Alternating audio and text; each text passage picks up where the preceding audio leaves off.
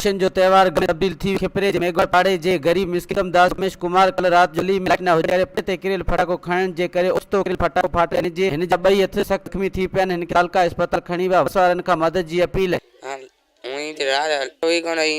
गयो तो ॾेई लेण पछी उथां मिलियो तो की फटाको ठपे तो खणे में ईअं वञियो तो अॻिते लॻो मदद करे मूंखे मदद बाबा हथ ॿधियाऊं मिस्किन गरीब माण्हू आहियां। मुंहिंजो ॿार फटाको खयो अलाए कीअं सड़ी वियो टुट राति अस्पताल वाणियूं खणी वियो प्रकाश दीवान वो खणी वियो मुंहिंजे पुट खे।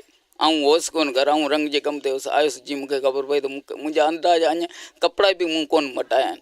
मुंहिंजी अहिड़ी हालत आहे महिरबानी करे जेको थी सघे कुझु मुंहिंजी मदद थी वञे बसि वध में वधि एतिरी गुज़ारिश करे सघां। गली में वियो पियो साईं फटाको को अची वियो मथां खे उॾायो त हिनजा हथ वथ सड़ी विया हुते किरी पियो कंहिं वाणी अची हुनखे खणी अस्पताल में हेड़ा फ़िलहाल पटी कराए छॾी ऐं हालत हिनजी तमामु ख़राबु आहे ऐं तंहिंखे चऊं था त मदद करी हिनजी हालत सही कई वञे। करे टीकम दास जो पुटु नालो मुकेश कुमार राति जो घटी में वियो पिए त अचानक हिन जो फटाको अलाए किथां अची हिन जे हथ मां किरियो या इन पाण किथां खयो इहा का ख़बर कोन पई। ॿारड़ो आहे नंढो इन जे हथ जी माना तमामु माना खलूं ॿलूं लही वियूं आहिनि ऐं ग़रीब मिस्किन माण्हू आहे इन जी हिमत अफ़ज़ाई कई वञे बराए महिरबानी करे चऊं था।